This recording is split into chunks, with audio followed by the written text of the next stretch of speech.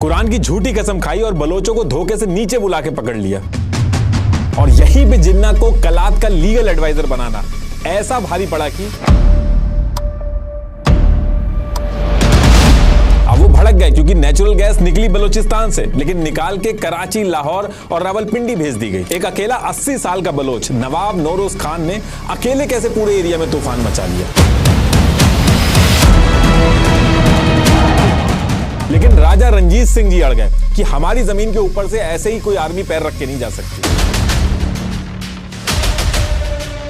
412 million ton का जो reserve था वो निकला बलूचिस्तान में, लेकिन उसके प्रॉफिट का 50% चाइना उठा के ले गया और बलोचों के हाथ में उसका सिर्फ 2% प्रॉफिट लगा। पूरी दुनिया के अंदर एक बलोच कौम ही है जिनके लीडर्स अपने बच्चों के साथ आगे आके लड़ते हैं, महंगे होटलों में बैठ के फैसला नहीं लेते। न झुकदा न बिकदा, सिर्फ लड़दा। सीपैक नहीं, बलोचों दा हक चाहिदा। अब देखिए, बलूचिस्तान के लोग अपने राइट्स और आइडेंटिटी के लिए आवाज उठाते रहे हैं, लेकिन ये जो आवाज है ये ग्लोबल लेवल पर क्लैरिटी और इंपैक्ट के साथ नहीं पहुंचती। कभी पॉलिटिकल नॉइज, कभी मीडिया साइलेंस और कभी फ्रेमिंग की कमी इस इशू को दुनिया के नैरेटिव में जगह नहीं बनाने देती। और ये सिर्फ बलूचिस्तान की नहीं, हर उस इंसान की बात है जिसके पास कहने को कुछ इंपॉर्टेंट है पर टूल्स की कमी उसे रोकती है। इसलिए एआई सिर्फ एक टेक रिवॉल्यूशन नहीं है, एक इक्वलाइजर है जो हर इंसान को यह पावर देता है कि वो स्किल्ड बने, अपने आइडियाज को स्ट्रक्चर दे और उन्हें इंपैक्टफुली दुनिया के सामने रख सके। अगर आप इस वीकेंड 2 दिन देके करियर में ग्रोथ चाहते हैं तो मैं आउट स्किल का 2 दिन का एआई ट्रेनिंग प्रोग्राम रेकमेंड करूंगा, जिसमें 16 आवर्स की लाइव एआई ट्रेनिंग होगी ऑन सैटरडे एंड संडे 11 से शाम 7 बजे तक। अब ये प्रोग्राम तो 10,000 रुपीज का है, पर मेरे व्यूअर्स के लिए 100% फ्री है। लिंक डिस्क्रिप्शन में है। आउटस्किल वर्ल्ड इंडिया का पहला एआई फोकस प्लेटफॉर्म है, backed by renowned AI investors and founders. इसमें आप सीखोगे 20+ real world AI tools, prompt engineering, AI models, Excel, presentation and analytics through AI और बिना कोडिंग के एआई टूल्स बनाना। चाहे आप टेकी हो या non tech, sales, marketing, HR, finance, business या फाउंडर, ये सब के लिए है। ऑलरेडी 1 लाख लोग जुड़ चुके हैं, आप भी जुड़ सकते हैं। लिंक डिस्क्रिप्शन में है। फ्राइडे 7 PM का ऑन बोर्डिंग कॉल मिस ना करें। तो टॉपिक पे वापस आते हैं। देखिए, पाकिस्तान ने अपने टाइम पे बड़ी बड़ी क्राइसिस देखी, economy, military rule, political drama, सब कुछ। लेकिन अभी ये जो टाइम चल रहा है इसमें सिचुएशन ऐसी हो गई है कि बात अब पाकिस्तान के सर्वाइवल तक पे आ चुकी है। अभी आप कोई भी न्यूज़पेपर उठाओ, पाकिस्तान के अंदर ये जो बलूचिस्तान वाली प्रॉब्लम है, सिर्फ इसके बारे में ही हर तरफ डिस्कशन हो रहा है। और जिस तरह से बलूचिस्तान खुद की आर्मी वगैरह बना रहा है, अभी आने वाले टाइम में आपको ये नाम और सुनने को मिलेगा। अब लेकिन क्वेश्चन ये है कि ऐसी क्या दिक्कत आ गई पाकिस्तान के अंदर कि ये जो पाकिस्तान का बलूचिस्तान प्रोविंस है, ये पाकिस्तान से अलग होकर अपना अलग देश बनाने की बात करने लगा। आए दिन ये लोग पाकिस्तान आर्मी के ऊपर हमले कर रहे हैं। अभी थोड़े दिन पहले ही आपने देखा होगा कि एक ट्रेन हैक कर ली थी और अपनी जान तक देने को रेडी हो गए हैं कि हम जान दे देंगे, लेकिन अब हम पाकिस्तान के साथ नहीं रह सकते। हमें जो धोखे से जोड़ा गया, अब हमें वापस अपना अलग देश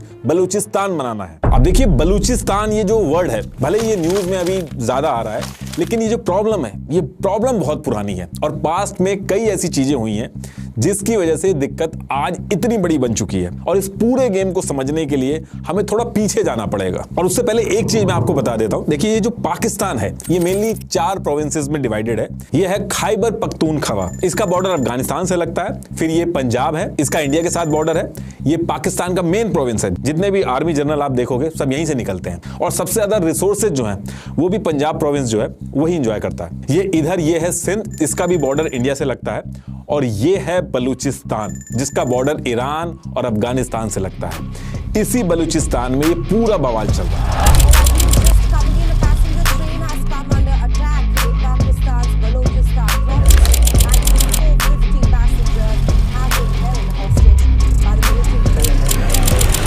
देखिए, जो बलूचिस्तान वाला जो एरिया था, 12th सेंचुरी में एज सच कोई बाउंड्री वगैरह नहीं थी इस एरिया की, और ना ही इस एरिया का नाम कहीं बलूचिस्तान था। ये जो इस मैप में आप पिंक एरिया देख रहे हो, यहाँ पे अलग अलग एरिया में छोटी छोटी बलूच ट्राइब रहती थी, जैसे मकरान ट्राइब, कच्ची ट्राइब, सिस्तान ट्राइब, टर्बट ट्राइब। यहाँ कोई पॉलिटिकल सिस्टम नहीं था, बस हर ट्राइब का अपना एक सरदार होता था और ऐसे ही अलग अलग ट्राइब्स इस एरिया में रह रही थी। और अगर आप इस मैप को ध्यान से देखोगे तो आज का जो ईरान और अफगानिस्तान है उसका जो बॉर्डर है उसके पास वाले एरिया में भी उस टाइम पे ट्राइब्स थोड़ी थोड़ी जगह इन्होंने ले रखी थी और वहां पे रह रही थी, क्योंकि उस टाइम पे बॉर्डर क्लियरली डिसाइड नहीं था। अब होता क्या है कि जब ये ट्राइब्स इस एरिया में रह रही थी तो इनके बीच में एक मीर जलाल खान नाम का एक आदमी बहुत फेमस था। तो इसी पर्टिकुलर टाइम पे मीर जलाल ने कहा कि देखिए हम अलग अलग जो रह रहे हैं उससे बेटर है कि हम साथ में मिलकर रहें, जिससे अगर कोई मुसीबत आए तो हम एकजुट होकर रहेंगे और एक दूसरे की मदद कर पाएंगे। तो मीर जलाल ने क्या किया, इस एरिया में 44 ट्राइब से जाके बात की और सबको इकट्ठा करके एक अलायंस बनाया। ये पहली बार था जब इस एरिया के अंदर ये ट्राइब्स एकजुट हुई। ये कोई नई कंट्री नहीं बनाई थी इन्होंने, बल्कि एक मॉडल सा बना लिया था जिसमें सब कुछ पहले की तरह ही चल रहा था। सरदार जैसे पहले अपनी अपनी ट्राइब्स को संभालते थे वैसे ही संभाल रहे थे, बस फर्क इतना था कि 44 ट्राइब्स ने एक अलायंस बनाकर एकजुट होने का डिसीजन लिया था, जिसको मीर जलाल जो है वो लीड कर रहे थे। और यही जो अलायंस बनाने वाला जो डिसीजन था, यही इसी टाइम पे बलूचिस्तान बनाने की जो नींव थी इसी टाइम पे रख दी गई थी। इसलिए आप देखोगे आज की डेट में भी लोग मीर जलाल खान को फाउंडिंग फादर मानते हैं बलूच कम्युनिटी का। इनकी इंपॉर्टेंस आप इससे समझ सकते हो कि मीर जलाल खान के जो बच्चे थे जैसे रिंड, लशारी, कोराय, बीबी जाटो, आज की डेट में बलूचिस्तान में कई ऐसे एरिया हैं इनके बच्चों के नाम से पड़े हैं, जैसे Rindabad village, Korai village, Jatoi city, ये सब इनके बच्चों के नाम से डिराइव हुए हैं। अब देखिए काफी टाइम तक ये जो मॉडल बनाया गया था ये चलता है। इसके बाद 15वीं सेंचुरी आते आते मीर जलाल के बाद मीर चकर रिंद जो थे ये भी आए। इन्होंने भी सेम चीज की, इसको और ऑर्गेनाइज किया और सारी ट्राइब्स को एकजुट रखा। और उस टाइम पे ये जो एरिया था, ये जो सेमी ऑर्गेनाइज स्ट्रक्चर में रह रहे थे, उस टाइम पे बलूचिस्तान नहीं बल्कि रिंद लशारी यूनियन नाम से लोग जानते थे इस एरिया को। अब होता क्या है कि ये ट्राइब मिलजुल के तो रह रही थी, लेकिन ईयर 1666 जब आया तो इधर ईरान में सफाविद अंपायर बहुत बड़ा बनता जा रहा था। वहीं दूसरी तरफ देखोगे तो आप मुगल अंपायर था। तो क्योंकि ये दोनों बड़े बड़े अंपायर जो थे वो अगल बगल ही थे, तो इससे जो बलूच ट्राइब्स थी जो बीच में यहाँ रह रही थी उनके ऊपर टाइम टू टाइम बहुत ज्यादा प्रेशर रहता था। तो ये सारा जो प्रेशर इन पे डेवलप हो रहा था, इसको लेके इनको लगा कि इनको अपने आप को प्रोटेक्ट करने के लिए एक सिस्टम बनाने की जरूरत है। इन्होंने अपने आसपास के अंपायर्स को देखा कि वो कैसे काम कर रहे हैं, उन्हीं से इंस्पायर होकर खुद भी एक सेंट्रल अथॉरिटी बनाना स्टार्ट किया। जैसे बाकी एम्पायर्स काम कर रहे थे कुछ उसी से मिलता जुलता स्ट्रक्चर बनाने का स्टार्ट किया। तो ये जो सारी ट्राइब्स इस एरिया में रह रही थी, इन्हीं सारी ट्राइब्स के बीच में एक और ट्राइब थी जिसका नाम था अहमदजाई ब्राहुआ ट्राइब। ये मैप में जो आप कलात नाम से जो एरिया देख रहे हो, इसी एरिया में ट्राइब थी और इस ट्राइब के अंदर एक आदमी था मीर अहमद खान। तो जब सेंट्रल अथॉरिटी बनाने की बात चल रही थी तो सारी ट्राइब्स ने मिलकर मीर अहमद खान को खान ऑफ कलात बना दिया। अब ये खान ऑफ कलात क्या है, जैसे बादशाह हेड ऑफ द स्टेट होता है, ठीक उसी तरीके से इन्होंने उसको नाम दिया खान ऑफ कलात, कि मतलब यही लीड करेंगे। अब देखिए यहाँ पे एक चीज ये ध्यान रखने वाली है कि ये जो सारी ट्राइब्स थी इन्होंने खान ऑफ कलात तो बना दिया था मीर अहमद खान को, लेकिन कुछ ट्राइब्स जो थी उनके जो सरदार थे उन्होंने कहा कि हम खान ऑफ कलात मान तो रहे हैं आपको, लेकिन हमारी जो ट्राइब है, हमारा जो एरिया है, वहां उसको हम खुद मैनेज करेंगे। तो इस वजह से ये जो मैप में आप ये डार्क ग्रीन एरिया देख रहे हो, इसको खान ऑफ कलात यानी कि मीर अहमद ये डायरेक्टली रूल कर रहे थे, और जो लाइट ग्रीन एरिया है इसको खान ऑफ कलात ने इनडायरेक्टली रूल किया। और ये जो पूरा ग्रीन एरिया, चाहे वो लाइट ग्रीन है या फिर डार्क ग्रीन है, इस पूरे एरिया को कहा गया खानेत ऑफ कलात। आगे चल के यही खानेत ऑफ कलात बलूचिस्तान बनेगा। तो जब भी कलात स्टेट या खानेत ऑफ कलात की बात हो तो आप समझ जाना कि इस पूरे जो लाइट और डार्क ग्रीन ये जो एरिया है पूरा, इसकी बात हो रही है। जब ये खानेत ऑफ कलात एक प्रॉपर सिस्टम बना तो लॉ, ट्रेड, मिलिट्री सारा सेटअप बनाया गया और फिर काफी टाइम तक ये सिस्टम चला। और फिर धीरे धीरे करके जब ईयर 1749 आया और मीर अहमद खान के बाद इनके पोते मीर नासिर खान ये बनते हैं खान ऑफ कलात। बलोच जो हैं वो इस टाइम को गोल्डन पीरियड मानते हैं। नासिर खान ने आते ही इस पूरे खानेत ऑफ कलात में एक अच्छा पॉलिटिकल सिस्टम बनाया। इन्होंने बलोच आर्मी सेटअप की जिसमें 25,000 सोल्जर्स बनाए, 1000 कैमल रखे उसमें। देखिए इसमें ये चीज याद रखिएगा, मैं रिपीट भी कर देता हूं कि खानेत ऑफ कलात में कई ट्राइब्स थी जिनके खुद के अलग सिस्टम थे, उनके जो सरदार थे वो उनको चलाते थे, लेकिन ये सब चलते थे खान ऑफ कलात के अंडर। तो इसीलिए खान ऑफ कलात ने क्या किया था, इस एरिया की जितनी भी बलूच ट्राइब थी सबके जो सरदार थे इनको बुला के काउंसिल सिस्टम बनाया था ताकि कोई फैसला हो तो सबकी सहमति हो सके। सब कुछ यही काउंसिल डिसाइड करती थी, जैसे पार्लियामेंट काम करती है ठीक उसी तरीके से काउंसिल काम करती थी। अब इसके बाद ईयर आता है 1830 और ये ईयर आते आते असली दिक्कतें स्टार्ट होना शुरू होती हैं। इस टाइम पे ब्रिटिशर्स आ चुके थे, अपना अनडिवाइडेड इंडिया पे रूल कर रहे थे, लेकिन सेम टाइम पे क्या था कि ब्रिटिशर्स और रशिया जो थे इनके बीच में एक जियोपॉलिटिकल लड़ाई चल रही थी, जिसे द ग्रेट गेम भी बोला जाता है। तो ये जो सेंट्रल एशिया का एरिया आप देख रहे हो, जिसमें कजाकिस्तान, उज्बेकिस्तान, तुर्कमेनिस्तान, ये पूरा सेंट्रल एशिया बहुत ही इंपॉर्टेंट एरिया माना जाता था। सारे important trade route, silk route, economic activity सब कुछ यहीं से होती थी। और इस सेंट्रल एशिया के अंदर किसी भी एम्पायर और मिलिट्री की प्रेजेंस अगर हो जाए तो एक बहुत बड़ा स्ट्रेटेजिक एडवांटेज मिलता था इससे। तो रशिया ने क्या किया कि धीरे धीरे करके सेंट्रल एशिया के कजाकिस्तान, उज्बेकिस्तान, इन पे कब्जा करके अपना जो एम्पायर था उसको एक्सपेंड कर लिया था। और इसके साथ साथ वो अफगानिस्तान की तरफ भी बढ़ रहे थे। इसके लिए इन्होंने ईयर 1837 में अफगानिस्तान के अंदर अपने डिप्लोमेट कैप्टन इवान को भी भेजा था। अफगानिस्तान के जो रूलर थे उस टाइम के, दोस्त मोहम्मद खान, इनसे बात स्टार्ट कर दी थी। अब जब रशिया ये अफगानिस्तान में घुस रहा था तो यहां से ब्रिटिशर्स जो थे, जो इंडिया के ऊपर बैठे हुए थे, वो परेशान हो गए। ब्रिटिशर्स जो इंडिया के ऊपर रूल कर रहे थे, इंडिया को वो अपना बहुत ही इंपॉर्टेंट पार्ट मानते थे, क्योंकि यहाँ पे बहुत ज्यादा रिसोर्सेज थी। और रशिया जिस तरीके से बढ़ रहा था और फिर धीरे धीरे अफगानिस्तान में भी घुस रहा था, बहुत पॉसिबिलिटी थी कि वो इंडिया के बॉर्डर तक पहुंच जाता। और ब्रिटिशर्स और रशिया आपस में लड़ना नहीं चाहते थे। तो अब यहां से ब्रिटिशर्स ने अपना दिमाग लगाना चालू किया। उन्होंने ये सोचा कि अगर इंडिया और रशिया के बीच में एक बफर जोन होना चाहिए, अगर ये नहीं हुआ तो बहुत बड़ी दिक्कत खड़ी हो जाएगी। और जो भी कंट्री इस बफर जोन में हो वो हमारे हिसाब से चले, और अगर ये चीज कर ली तो रशिया इंडिया तक पहुंच ही नहीं पाएगा। तो इसके लिए ब्रिटिशर्स ने प्लान ये बनाया था कि अफगानिस्तान पे रशिया से पहले पहुंच के हम लोग हमला कर देंगे, और अफगानिस्तान का जो रूलर है दोस्त मोहम्मद खान, इसको हटा के और अपना जो पपेट रूलर है शाह सूजा, इसको अफगानिस्तान का रूलर बना देंगे। जिससे होगा ये कि अफगानिस्तान के ऊपर रशिया से ज्यादा ब्रिटिशर्स का कंट्रोल रहे, उनका इन्फ्लुएंस रहे। अब अफगानिस्तान पे अगर हमला करना है और अपना रूलर बैठाना है तो इंडिया से ब्रिटिशर्स को अपनी आर्मी अफगानिस्तान में पहुंचानी पड़ेगी, और उसके लिए एक रूट चाहिए होगा। तो एक रूट तो ये इधर से नॉर्दर्न रूट पेशावर और खैबर के पास के थ्रू जाता था, लेकिन सिख अंपायर था उस टाइम। तो जब ब्रिटिशर्स इस एरिया से अपनी आर्मी ले जाने को कह रहे थे तो सिख अंपायर के जो राजा रंजीत सिंह जी थे, उन्होंने साफ मना कर दिया कि जो ब्रिटिश आर्मी है वो हमारी धरती से ऐसे रास्ता बना के नहीं जाएगी। तो जब सिख अंपायर वाला ऑप्शन सही नहीं पड़ा ब्रिटिशर्स के लिए, तो यहां से इनकी नजर पड़ती है खानेत ऑफ कलात, जिसको कलात स्टेट भी बोलते थे उस टाइम पे कुछ लोग। तो ब्रिटिशर्स ने प्लान बनाया कि वो इंडिया से बोलन पास, क्वेटा, चमन ऐसे करके अफगानिस्तान पहुंचेंगे।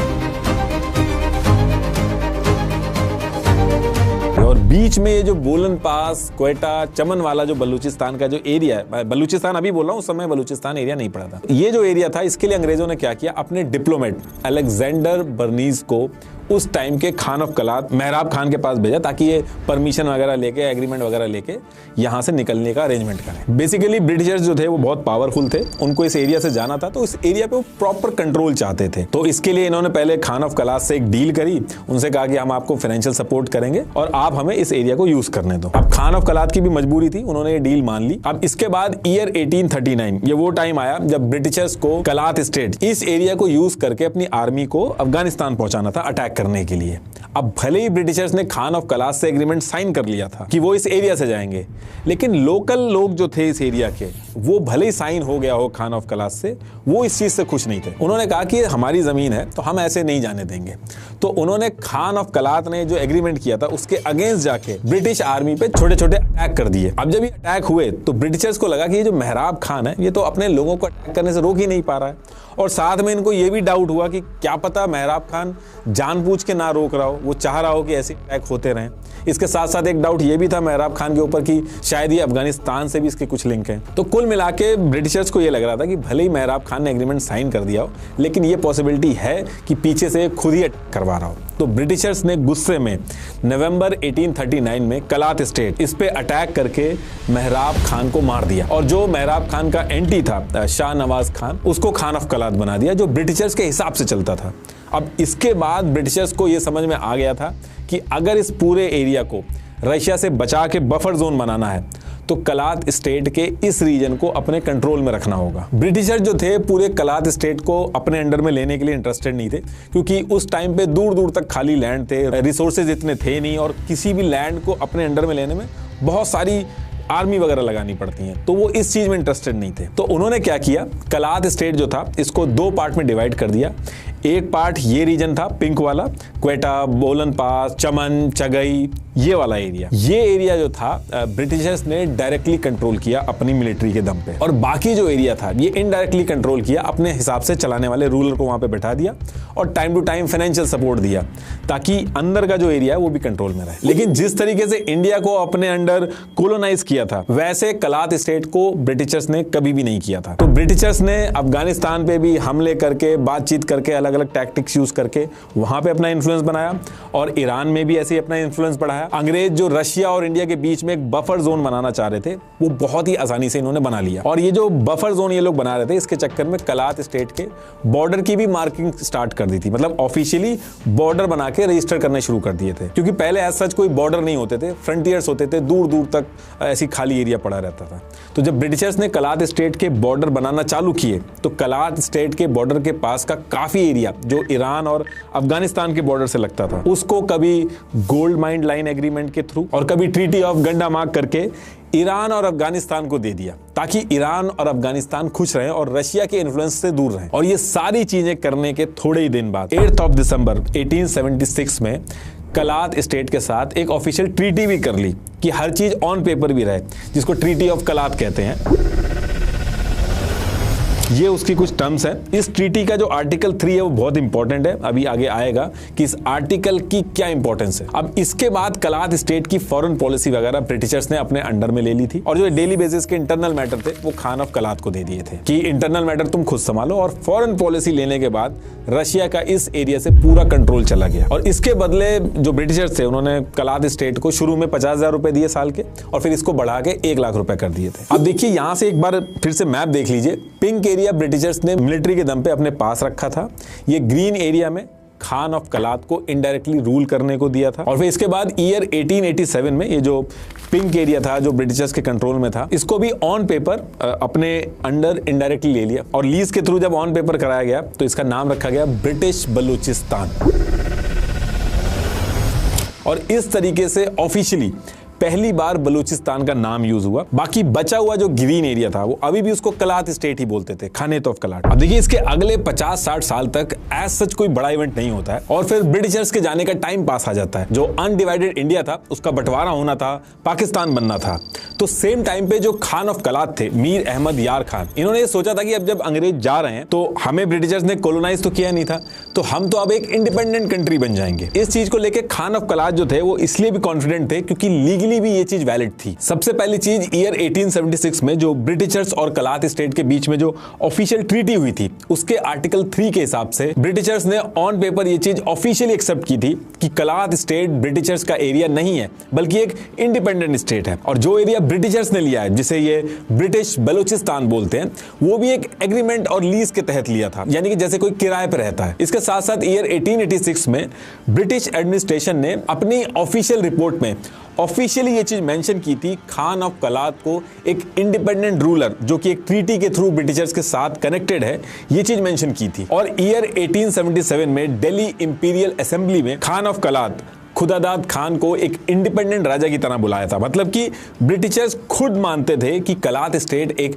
इंडिपेंडेंट स्टेट है। तो लीगली ब्रिटिशर्स किसी भी स्टेज पे ये नहीं कह सकते थे कि कलात स्टेट जो है वो ब्रिटिशर्स के एम्पायर का पार्ट है, और अगर ऐसा कहते ब्रिटिशर्स तो इंटरनेशनली भी बहुत दिक्कतें होती हैं उनको। लेकिन अगर दूसरी तरफ कलात स्टेट अगर एक इंडिपेंडेंट कंट्री की तरह हो जाता तो ब्रिटिशर्स के साथ साथ यूएस को भी डर था कि कलात स्टेट काफी वीक है, कहीं ये ना हो जाए कि रशिया का इन्फ्लुएंस फिर से बढ़ जाए इस एरिया में। और जो एरिया था स्ट्रैटेजिकली बहुत ज्यादा इंपॉर्टेंट था, और अगर यही कलात स्टेट पाकिस्तान के साथ मिल जाता है तो पूरा एरिया स्ट्रांग होता है और रशिया का इन्फ्लुएंस नहीं बढ़ पाता, क्योंकि पाकिस्तान के ऊपर ब्रिटिशर्स का काफी अच्छा इन्फ्लुएंस था। तो ब्रिटिशर्स के लिए यह चीज बहुत इंपॉर्टेंट थी कि जो कलात स्टेट है वो इंडिपेंडेंट होने की बजाय पाकिस्तान के साथ मिले, तो वो चीज ज्यादा फेवर करेगी। तो अब यहां से इस एक कॉम्प्लेक्स सिचुएशन से निपटने के लिए एक गेम स्टार्ट होता है, जिसमें खान ऑफ कलात जो है वो फंस जाते हैं। होता क्या है कि अनडिवाइडेड इंडिया से जब ब्रिटिशर जा रहे थे तो इस अनडिवाइडेड इंडिया के ऊपर इंडिया और पाकिस्तान, यानी कि जिन्ना की मुस्लिम लीग और नेहरू जी की कांग्रेस, दो कंसर्न पार्टी थी क्लेम करने के लिए। इन दोनों पार्टियों को आपस में बात करके फैसला लेना था कि किसके पास कितना पार्ट जाएगा इस अनडिवाइडेड इंडिया का। लेकिन अगर लीगली ये प्रूव हो जाता है कि जो ये कलात स्टेट है ये ब्रिटिश एम्पायर का हिस्सा नहीं है, ये तो सिर्फ एक लीज के थ्रू कुछ टाइम के लिए ब्रिटिश एम्पायर ने लिया था, जिसके लिए अंग्रेज जो थे वो एनुअली पैसा भी देते थे। तो अंग्रेजों के जाने के बाद ये जो कलात स्टेट था इसके ऊपर इंडिया और पाकिस्तान का क्लेम खत्म हो जाता। और पाकिस्तान ने यही डिसाइड किया था कि कैसे भी अंग्रेजों के जाने से पहले ये जो कलात स्टेट है ये एक इंडिपेंडेंट स्टेट साबित हो जाए, क्योंकि जैसे ही कलात स्टेट जो है वो एक इंडिपेंडेंट स्टेट साबित होगा तो जो इंडिया का क्लेम है वो खत्म हो जाएगा कलात स्टेट के ऊपर से, और बाद में पाकिस्तान जब चाहेगा वो कलात स्टेट को अपने अंडर में ले लेगा। अब आपका क्वेश्चन ये होगा कि पाकिस्तान इतना ज्यादा श्योर कैसे था कि अंग्रेजों के जाने के बाद कलात स्टेट उसको वो अपने साथ जोड़ लेगा। तो देखिए, ये जो ब्रिटिश बलूचिस्तान वाला एरिया था जो अंग्रेजों ने लीज पे लिया था, ये अंग्रेजों के जाने के बाद एज इट इज लीज जो थी वो पाकिस्तान के साथ चली जाती। ये ब्रिटिशर्स ने पहले ही बोल दिया था, क्योंकि एक तो मुस्लिम पॉपुलेशन मेजोरिटी में थी यहाँ पे, दूसरा इंडिया से इसका बॉर्डर नहीं लगता था। तो ये पिंक वाला जो ब्रिटिश बलूचिस्तान वाला एरिया था ये अंग्रेजों के जाने के बाद जो लीज चल रही थी उस लीज को as it is Pakistan continue करता। जो आप लाइट ग्रीन वाला एरिया देख रहे हैं जिसके सरदार कलात स्टेट से जुड़े थे लेकिन अलग अलग अपने अपने रीजन खुद चलाते थे, और ये जो सरदार थे इनसे जिन्ना ने अच्छी बॉन्डिंग कर ली थी। जिन्ना ने कहीं ना कहीं ये जो सरदार थे इनको कन्विंस कर लिया था कि अंग्रेजों के जाने के बाद पाकिस्तान एक इस्लामिक देश बनेगा, और अगर आप पाकिस्तान के साथ जुड़ोगे तो पहली चीज तो आपको अपनी ऑटोनॉमी मिलेगी, बाकी आपकी आइडेंटिटी और कल्चर जो है वो पाकिस्तान के साथ जुड़ के ज्यादा सही से चलेगी। और सरदार जो थे वो कहीं ना कहीं इन्फ्लुएंस हो रहे थे जिन्ना की इस बात से, क्योंकि कलात स्टेट जो था, ये जो डार्क ग्रीन वाला जो एरिया है, इनके जो लीडर थे वो आजादी के बाद कलात स्टेट को एक सेकुलर देश बनाने की बातें कर रहे थे। तो इन सब चीजों से जिन्ना को यकीन था कि एक बार इसको इंडिया के इन्फ्लुएंस से लीगली दूर कर दो, उसके बाद जो कलात स्टेट होगा उसको अपने अंडर बड़े आराम से ले लिया जाएगा। और क्योंकि पाकिस्तान की ये चीज ब्रिटिशर्स को भी सूट कर रही थी तो ब्रिटिशर्स भी इनडायरेक्टली कहीं ना कहीं इसके फेवर में थे। तो इसके बाद जिन्ना ने क्या किया, खान ऑफ कलात की जो बात थी कि एक इंडिपेंडेंट देश की तरह इसको होना चाहिए जब अंग्रेज चले जाए, इसको सपोर्ट किया। जिन्ना ने कहा कि कलात स्टेट जो है उसका ब्रिटिशर्स से कोई लिंक नहीं है, उन्होंने बस एक लीज और ट्रीटी कर रखी है, इसलिए कलात स्टेट को एक इंडिपेंडेंट कंट्री होना चाहिए। अब जिन्ना की इस चीज को सुन के खान ऑफ कलात जो थे वो बहुत खुश होते हैं कि ये अकेला आदमी है जो मेरे को सपोर्ट कर रहा है। अब जिन्ना जो थे वो लॉयर भी थे, तो खान ऑफ कलात मीर अहमद यार खान ने ईयर 1946 में जिन्ना को पूरे कलात स्टेट का एक लीगल एडवाइजर बना दिया। खान ऑफ कलात ने जिन्ना को ये रिस्पॉन्सिबिलिटी दी कि कलात स्टेट को एज एन इंडिपेंडेंट स्टेट होना चाहिए, इस केस को अंग्रेजों के सामने आप रिप्रेजेंट करोगे। और जैसे ही जिन्ना को लीगल एडवाइजर बनाया गया तो जिन्ना ने मार्च 1946 को एक मेमोरेंडम बनाया जिसमें सारी चीजें मेंशन करी उन्होंने कि कलात स्टेट ब्रिटिशर्स के साथ ट्रीटी और लीज एग्रीमेंट के साथ जुड़ा है, और रेफरेंस भी ऐड किए पूरी ट्रीटी के। और इस मेमोरेंडम में डिमांड करी गई कि ब्रिटिशर्स जब जाए तो कलात स्टेट जो है वो एक इंडिपेंडेंट स्टेट होना चाहिए। और ये सारा कुछ बना के ब्रिटिशर्स के जो कैबिनेट मिशन था उसको ये सबमिट कर दिया गया। और जब ये मेमोरेंडम सबमिट हुआ तो ये डिस्कशन स्टार्ट हो गया कि ये जो कलात स्टेट है ये ब्रिटिशर्स के जाने के बाद इंडिपेंडेंट रहेगा। और फिर इसके बाद ब्रिटिशर्स ने जो सोचा था कि ब्रिटिश बलूचिस्तान वाला जो एरिया है जो लीज पे ले रखा था खान ऑफ कलात से, उसको जाते टाइम पाकिस्तान को देंगे, तो उसके लिए भी ब्रिटिशर्स ने काम स्टार्ट कर दिया। ब्रिटिशर्स ने क्या किया, 29 जून 1947 को इस एरिया की सासी जिरगा ट्राइब थी, जो कि ये कोई इलेक्टेड बॉडी नहीं थी, लेकिन ब्रिटिशर्स ने इनको अपॉइंट कर रखा था अलग अलग काम के लिए, तो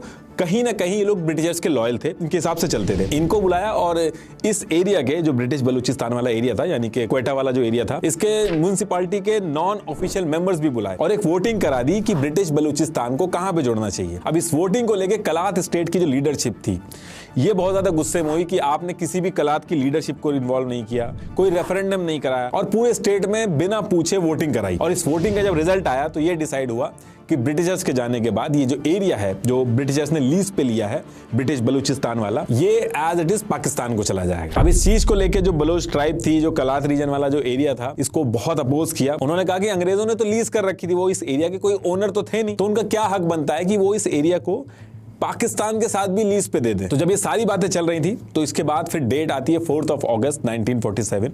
इस दिन कलात स्टेट इंडिपेंडेंट होना चाहिए, इसको लेके हर तरफ बात तो हो ही रही थी। और इसी दिन लॉर्ड माउंटबेटन जिन्ना और खान ऑफ कलात एक राउंड टेबल कॉन्फ्रेंस करते हैं और यहां से ये डिसाइड होता है कि कलात स्टेट जो है, जो ईयर 1838 का स्टेटस था, वही स्टेटस रहेगा कलात स्टेट का, यानी कि कलात स्टेट जो है वो इंडिपेंडेंट रहेगा। अब ये जो सबने मिलकर डिसीजन बनाया, इसको लेके खान ऑफ कलात तो बहुत ज्यादा खुश हुए। इन्होंने कहा कि एक काम और कर दीजिए, एक रिटर्न एग्रीमेंट भी कर लेना चाहिए कि कलात स्टेट जो है वो इंडिपेंडेंट रहेगा। अब इस रिटर्न एग्रीमेंट को लेके तो पाकिस्तान के लिए दिक्कत हो जाती, तो ब्रिटिशर्स ने इंडिपेंडेंट कलात स्टेट के लिए डिक्लेरेशन तो दे दिया, लेकिन रिटर्न एग्रीमेंट पे साइन नहीं किया। उन्होंने ये कहा कि अब इसका कोई मतलब नहीं रह गया।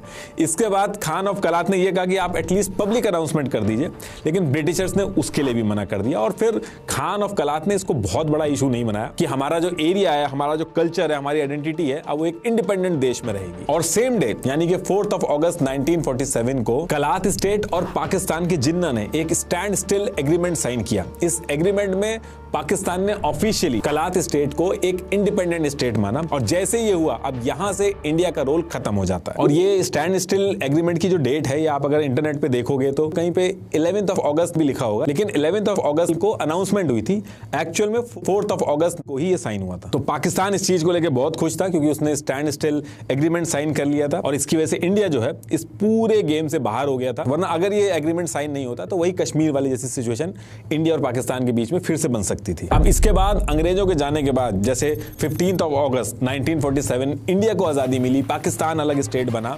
Same day Khan of Kalat Mir Ahmad Yar Khan ने भी अपनी इंडिपेंडेंस अनाउंस कर दी। और फिर इस अनाउंसमेंट के करीब एक महीने बाद यानी कि 12 सितंबर 1947 को ब्रिटिशर्स ने एक छोटा सा ऑफिशियल स्टेटमेंट दिया। उन्होंने कहा कि ये जो खान ऑफ कलात मीर अहमद यार खान ने ये जो कलात स्टेट की इंडिपेंडेंस अनाउंस की है, ये कर तो दी है इन्होंने, लेकिन कलात स्टेट जो है ये इंटरनेशनल रिस्पॉन्सिबिलिटी संभालने की सिचुएशन में नहीं है। अभी जो स्टेटमेंट है ये सुनने में तो बहुत नॉर्मल लग रहा है, लेकिन इसके बहुत मायने हैं। ये पूरा स्टेटमेंट पाकिस्तान के सपोर्ट में गया, और इस स्टेटमेंट के बाद पाकिस्तान ने प्रेशर बनाना चालू किया खान ऑफ कलात पे कि पाकिस्तान से जुड़ जाओ। पाकिस्तान ने दो चीजें की, एक तो कलात स्टेट पे हमला करने के लिए तैयारी शुरू कर दी और धीरे धीरे करके आर्मी डिप्लॉय करना स्टार्ट कर दिया, और साथ में जो पहले मैंने बताया था कि कलात स्टेट के साथ जो मकरान, लसबेला और खरान वाला जो एरिया है, जिनके सरदार कलात स्टेट के साथ जुड़ गए थे, इनके लीडरों से जिन्ना ने बात करना स्टार्ट कर दिया था कि पाकिस्तान से जुड़ जाओ। अब ये सारी चीजें देख के जो खान ऑफ कलात थे, उन्होंने दिसंबर 1947 में ये तुरंत ब्रिटिशर्स के पास गए कि ये जो पाकिस्तान है ये हमारे साथ जुड़ने के लिए बोल रहा है, हम पे हमला करने की प्लानिंग कर रहा है, तो हमें भी मिलिट्री सपोर्ट चाहिए, लेकिन ब्रिटिशर्स ने साफ मना कर दिया।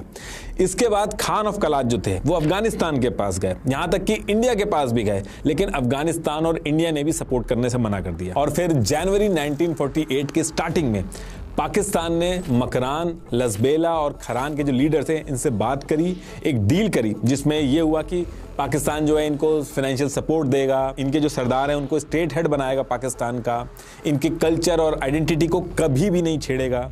ये सारी चीज़ें बोलने के बाद 17 मार्च 1948 में पाकिस्तान ने इनको जोड़ लिया। जैसे ये सारे सरदार पाकिस्तान से मिले, जो कलात स्टेट वाला जो एरिया था वो चारों तरफ से फंस गया। आप अगर इसको मैप में देखोगे तो एक लैंडलॉक एरिया की तरह बन गया, पॉलिटिकली पूरी तरीके से आइसोलेट हो गया। ब्रिटिश बलूचिस्तान जो था वो पहले से ही पाकिस्तान के पास था, ये मिलने के बाद पूरा का पूरा एरिया पाकिस्तान के पास आ गया। और फिर इसके ठीक 10 दिन बाद पाकिस्तान के मेजर जनरल मोहम्मद अकबर खान ने पाकिस्तान की आर्मी के साथ कलात में घुसना स्टार्ट किया, और पाकिस्तान की नेवी के डिस्ट्रॉयर्स जो थे, वॉरशिप थी, उनको पसनी और जिवानी के जो पोर्ट्स थे वहां पे तैनात कर दिया, और चारों तरफ से घेर के ये खान ऑफ कलात को कराची ले गए, और यहाँ पे डॉक्यूमेंट पे साइन करा के पूरा का पूरा एरिया पाकिस्तान में ले लिया।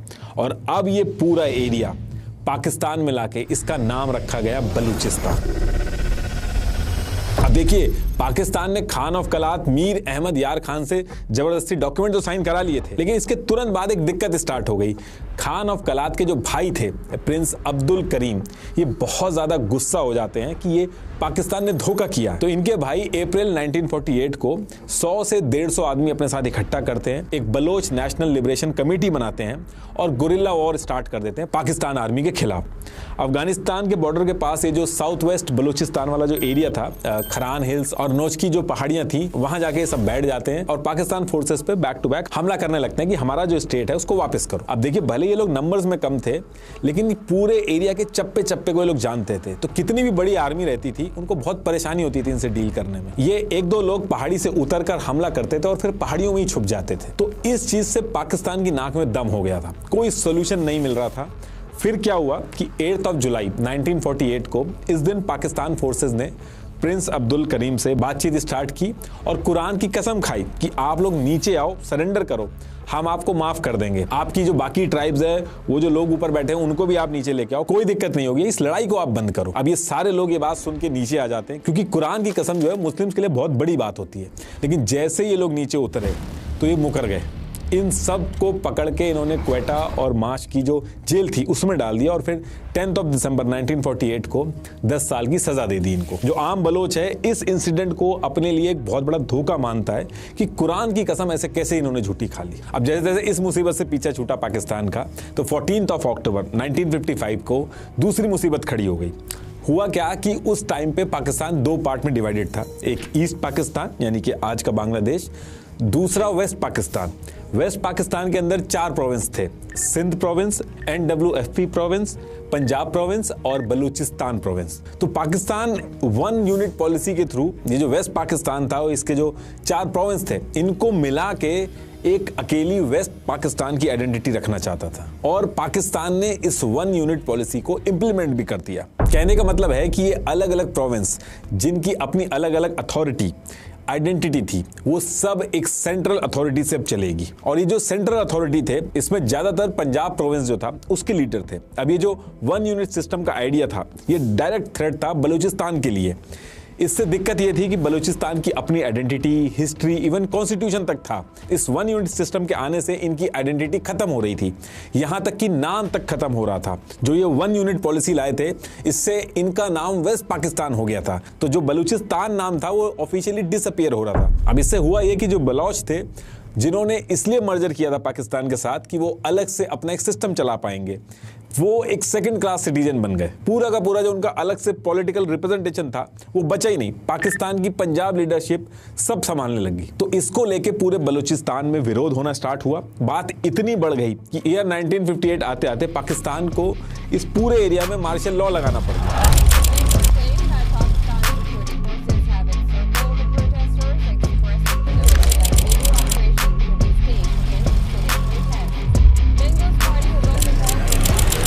मार्शल लॉ लगने की वजह से जो बलूचिस्तान के जो लोग थे उनके राइट्स भी चले गए। अब हुआ क्या कि बलूचिस्तान के जालावान रीजन में एक जहरी ट्राइब थी, उसमें एक 80 साल का आदमी नवाब नूरुज खान ये रहते थे और ये अड़ गए, पूरी पाकिस्तान फोर्स के अगेंस्ट में खड़े हो गए। और नवाब नूरुज खान को देख के जो आसपास के जो यंग बलोच थे वो भी इनके साथ लड़ने आ गए। अच्छा, बलोचों की एक खासियत है और जो कि पूरे दुनिया में मशहूर है, इवन आज की डेट में भी अगर आप देखोगे, जब भी कोई रिवॉल्ट होता है, कुछ भी होता है, तो रिवॉल्ट करने के लिए जो लीडरशिप होती है वो खुद नहीं लड़ती, ना ही अपने बच्चों को भेजती है, ना ही अपने फैमिली मेंबर्स को भेजती है। एक्चुअल में गरीब लोग लड़ने जाते हैं, लेकिन बलोच जो हैं इनके लीडर हमेशा आगे जाके लड़ते हैं, खुद लड़ते हैं, अपने बच्चे और अपनी फैमिली को भी आगे चल के लड़वाते हैं। तो नवाब नूरुज खान जो थे, तो इन्होंने भी अपनी पूरी फैमिली के साथ ही रिवॉल्ट शुरू किया। तो ऐसे करके इनके साथ 140 लोग मिल गए थे, पाकिस्तान के खिलाफ आर्म स्ट्रगल शुरू कर दी थी इन्होंने। इन लोगों ने क्या किया था, कोए मुरद के पहाड़ थे, जलावान रीजन के जो जहरी हिल्स थे,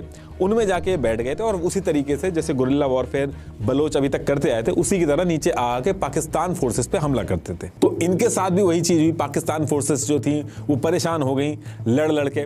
तो पाकिस्तान ने इनके साथ भी एक डील की। तो इन्होंने कहा कि आप वन यूनिट पॉलिसी को मानते नहीं हो, इसके लिए आप लड़ो मत, हम इसको हटा देते हैं और आप सबको माफी दे देते हैं। यहां भी इन्होंने कुरान की कसम खाई। जैसे ये नीचे आए, इनको पकड़ के जेल में डाल दिया गया और 15 जुलाई 1960 को नवाब नूरुज खान के बेटे और बाकियों के साथ फांसी दे दी गई। लेकिन इससे आम जनता और भड़क गई। पूरे बलूचिस्तान में छोटे छोटे अलग अलग ग्रुप बन गए और उन्होंने Pakistan forces, police post, railway, telecommunication, government supply line, सब पे हमला करना स्टार्ट किया।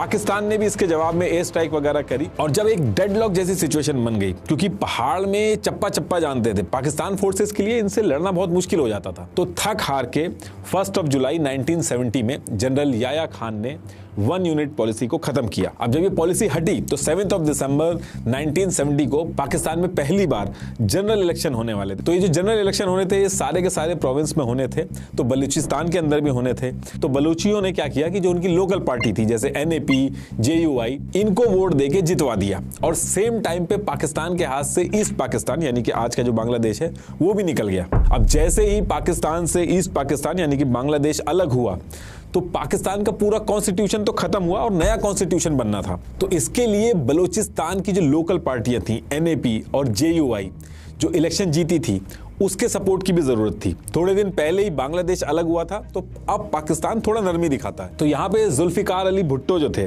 उनको कॉन्स्टिट्यूशन बनाने के लिए जो बलूचिस्तान में जीती हुई पार्टियां थी उनका सपोर्ट चाहिए था। तो जुल्फिकार अली भुट्टो जो थे वो बलूचिस्तान की जो पॉलिटिकल पार्टियां थी उनको अपने इन्फ्लुएंस में लिया। बलोचों के सरदार अताउल्ला मैंगल को बलूचिस्तान का CM बनाया, घौश बख्श जो थे उनको गवर्नर बनाया और बलूचिस्तान के जो बाकी हिस्सों में भी जो अलग अलग लोग जीते थे उनको उस एरिया का हेड बनाया। बलोच इससे बहुत ज्यादा खुश हुए और कॉन्स्टिट्यूशन बनाने में पाकिस्तान को जिस तरीके का सपोर्ट चाहिए था बलोचों की जीती हुई पार्टियों ने दिया। और ये सब निपटने के बाद जुल्फिकार अली भुट्टो जो थे वो PM बनते हैं पाकिस्तान के और उसके कुछ ही दिन बाद यानी कि 10 फरवरी 1973 को बलूचिस्तान की जो पॉलिटिकल पार्टी थी NAP उसको बैन कर दिया गया और फुल स्केल मिलिट्री ऑपरेशन चालू कर दिया गया। बलूचिस्तान के चप्पे चप्पे पे आर्मी आके बैठ गई थी। भुट्टो ने कहा कि ये जो NAP जो पॉलिटिकल पार्टी है बलूचियों की ये बाहर की कंट्रियों के साथ मिलकर देशद्रोह कर रही थी, प्लानिंग कर रही थी और ये जो पूरा मिलिट्री ऑपरेशन किया गया इस पूरे एरिया के अंदर हजारों लोगों की जान गई।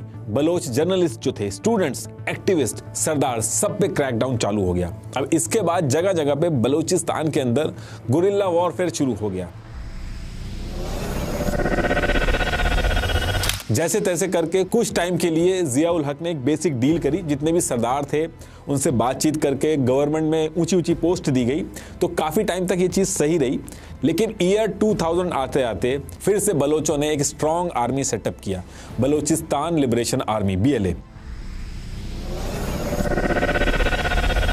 ये जो BLA बलोचों ने बनाई थी ये अभी तक का इनका सबसे ऑर्गेनाइज लड़ने का तरीका था। और इसी टाइम पे पाकिस्तान में क्या हो रहा था कि बलूचिस्तान का एक स्ट्रेटेजिक एरिया था, तो पाकिस्तान ने चाइना के साथ मिलके बलूचिस्तान में एक एरिया है ग्वादर, वहां पे पोर्ट बनाने की डील कर ली। इनका प्लान ये था कि एक तो ये इंटरनेशनल ट्रेड हब बनेगा, दूसरा इंडिया को भी काउंटर करने में इससे आसानी होगी। लेकिन ये सारी चीजें देख देख के बलोच जो थे वो एकदम फ्रस्ट्रेट होते जा रहे थे। उन्होंने कहा कि एक भी बलूचिस्तानी लीडर जो था उसको कॉन्फिडेंस में लिए बिना ये जो ग्वादर पोर्ट का जो एरिया है इसको चाइनीज के साथ मिलके इन्होंने स्टार्ट कर दिया। दूसरी चीज ये जो डील करी इसमें जो जॉब होनी थी उसमें लोकल जो बलोच कम्युनिटी थी उनको लेने की बजाय चाइनीज और पाकिस्तान के पंजाब प्रोविंस के जो लोग थे उनको रखा गया। ऊपर से इस पूरे एरिया में आर्मी का परमानेंट सेटलमेंट कर दिया गया। और इससे कुछ टाइम पहले भी बलूचिस्तान के छगई डिस्ट्रिक्ट में सोना और तांबा मिला था, 412 मिलियन टन का रिजर्व मिले थे। यहां पे भी पाकिस्तान ने चाइनीज इंजीनियर्स के साथ मिलकर काम किया था। जितना प्रॉफिट हुआ था